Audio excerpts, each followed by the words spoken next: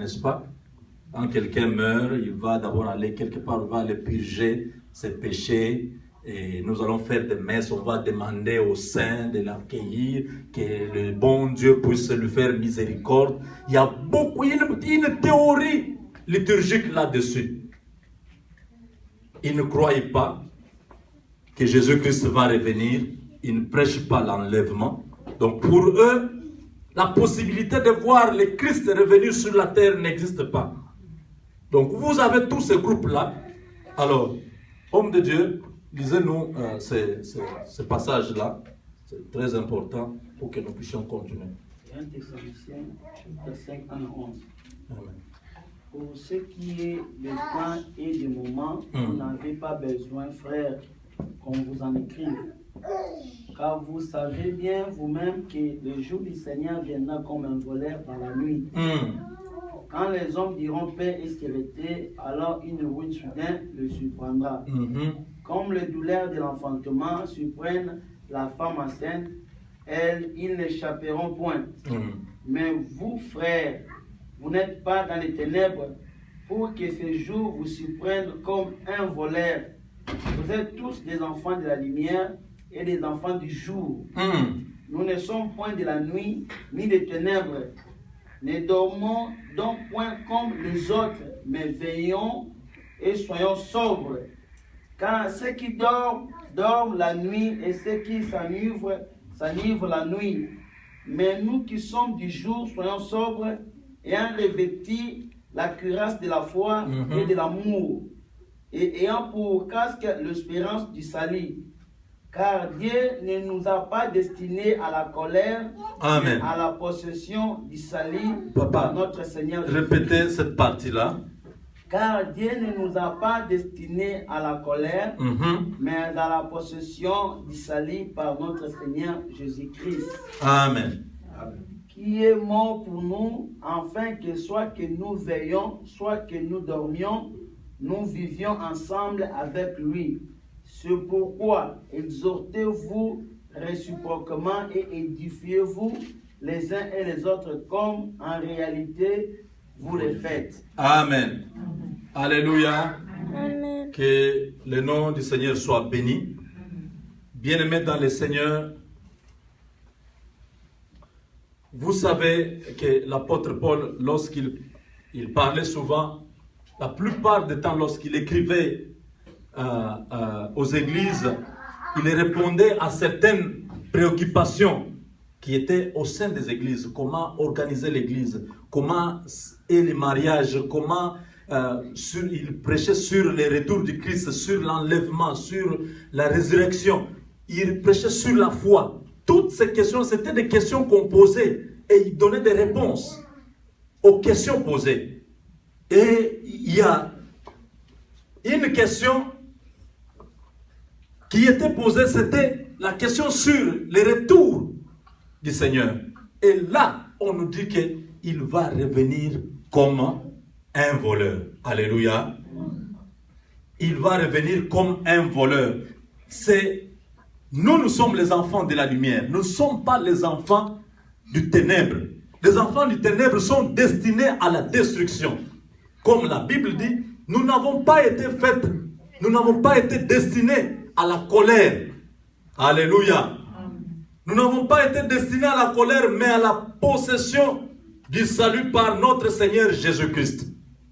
Lorsque le Seigneur nous a créés, il ne nous avait pas créés avec le but de nous détruire.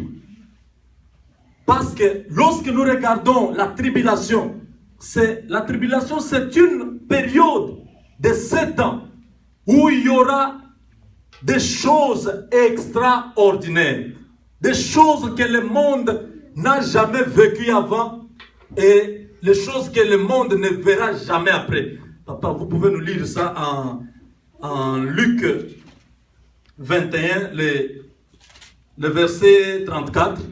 Vous allez voir que la tribulation, nous ne sommes pas destinés à cette période-là. Écoutez ce que Jésus est en train de dire. Prenez garde à vous-même, de crainte que vos cœurs ne s'apesantisent pas par les excès du manger et du boire et par le souci de la vie.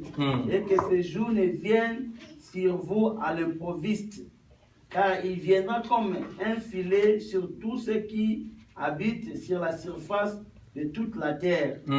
Veillez donc et priez en tout temps, afin que vous ayez la force d'échapper à toutes ces choses qui arriveront et de paraître debout devant le Fils de l'homme. Et vous ajoutez aussi Matthieu 24, le verset 21. Lisons Matthieu 24, verset 21. Est-ce qu'il y a quelqu'un qui est en train d'écrire ou vous avez un bon cerveau, vous pouvez bien mémoriser? Amen. Alors la détresse sera si grande qu'il n'y en a point eu de pareil depuis le commencement du monde jusqu'à présent, et qu'il n'y en aura jamais. Et si ces jours n'étaient abrégés, personne ne serait sauvé, mais à cause des ennemis, ces jours seront abrégés. Amen. Alléluia. Est-ce que vous avez suivi la dernière lecture? Car la détresse sera aussi grande qu'il n'y en a pas eu avant et il n'y en aura pas après. Là, le Seigneur est en train de faire référence à cette époque-là. Et le passage que nous avons lu avant, le passage de Luc 21, le verset 34, nous voyons là, on est en train de nous préparer. Que ne soyez pas des fanatiques du manger. Vous faites les excès de table.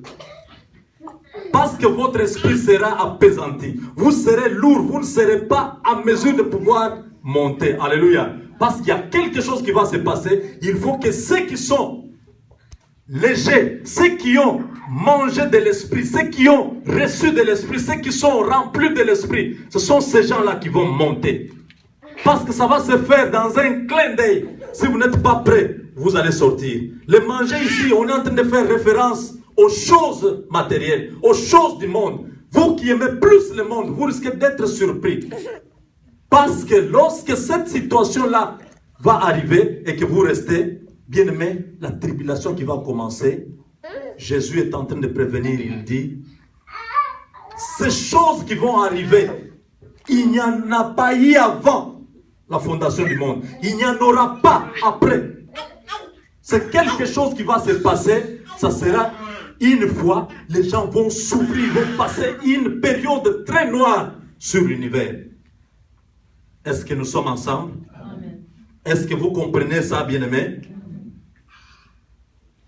Dieu ne nous a pas destinés à la destruction. C'est pourquoi, lorsque cette période va arriver, nous ne serons pas là. Lorsqu'on nous a lu en Thessaloniciens la première lecture, on nous montre que nous serons enlevés.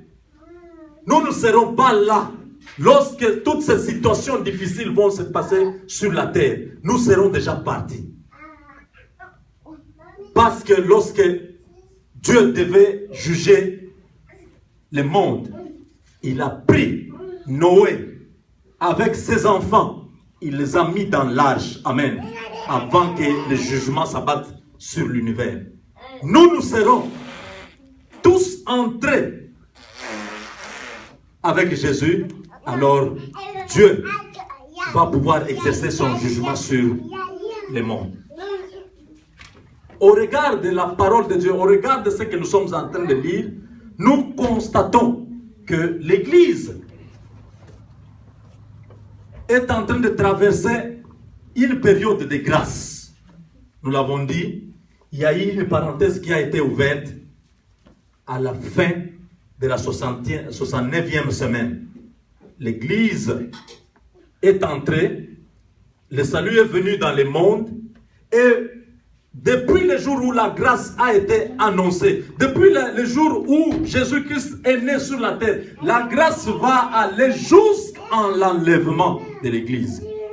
Pendant cette période ici, bien-aimés, ce n'est pas une période de la tribulation.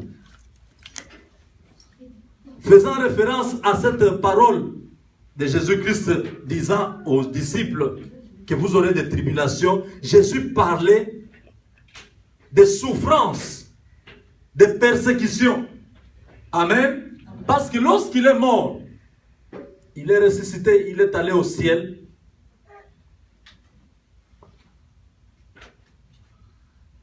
Les premiers disciples ont commencé à avoir des problèmes avec les Romains. On a commencé à pourchasser tous ces gens-là. On ne devait pas voir quelqu'un parler de Jésus-Christ. C'est comme ça qu'ils ont fui Jérusalem. Ils ont commencé, les Paul se sont retrouvés à Antioche, à Corinthe, partout là-bas, en train d'annoncer. Parce qu'à Jérusalem, en Israël, c'était un problème. On était en train de les pourchasser. La persécution était grande. Jésus faisait référence à ça. Il ne parlait pas de la grande tribulation, bien-aimés. La grande tribulation, c'est un moment, bien-aimés, si vous êtes sauvés, vous avez Jésus-Christ en vous, ne souhaitez pas voir ces moments-là. C'est un moment où la Bible dit, s'il n'avait pas raccourci le temps, même les élus ne pouvaient pas être sauvés. C'est un moment difficile. C'est un moment difficile. La tribulation, bien-aimée, c'est un jugement que Dieu est en train d'exercer sur l'univers. Parce qu'il a donné son Fils. Jésus est venu dans le monde. Il s'est adressé aux hommes. Il a voulu récupérer sa race. Mais les hommes l'ont repoussé. Les hommes n'ont pas reconnu la grâce. Tous les jours ici, dans les bus, dans les chaînes de télévision, dans des croisades, dans des porte à porte, l'évangile continue à être annoncé. Mais les hommes continuent à fermer leur cœur. Ils ont endurci leur cœur. Alléluia. Celui qui reçoit la grâce comme la grâce, bien-aimé, il sera sauvé. Mais celui qui refuse la grâce, il n'y aura plus d'autre occasion pour lui. Si ce n'est le jugement qui l'attend. Car tous ont péché et sont privés de la gloire de Dieu. Nous tous, nous sommes sous la malédiction. L'univers, il n'y a personne, même si tu fais le bien. J'ai toujours dit, ce n'est pas parce que tu ne pêches pas que tu es sauvé. Non, non. Amen. C'est parce que tu acceptes Jésus-Christ comme Seigneur et Sauveur que tu es sauvé. Il y a des gens qui n'ont jamais accepté Jésus dans leur vie. Qui disent non, je suis un homme sincère. Je n'ai jamais fait du mal à personne. Je vis ma vie correctement. Je gère mes sentiments. Je suis un homme organisé. Je suis un homme moderne. Je comprends tous les paramètres de la vie. Il peut vous parler tous les bons français du monde. Bien aimé, cette personne-là ira en enfer avec son français. Ce que omikitisite, olukinzambete, okumona lola te. La Bible dit, cherchez-les quand ils se trouvent encore. Il y a un temps où vous allez chercher Jésus, ça sera trop tard. Bien-aimé, l'Église n'a pas été destinée à la destruction. L'Église, c'est l'épouse de Christ. Christ a payé de son sang. Il a versé. Il dit, il nous a racheté à un grand prix. Comment vous pouvez imaginer que vous puissiez avoir votre enfant et l'enfant, c'est que ça c'est mon père. Pendant que les autres enfants sont en train de se rebeller contre vous. Amen. Vous allez prendre votre enfant et les enfants rebelles, vous les punissez tous. Nous sommes un peuple élu. Nous sommes une nation mise à part. dans ce monde ici. La Bible dit,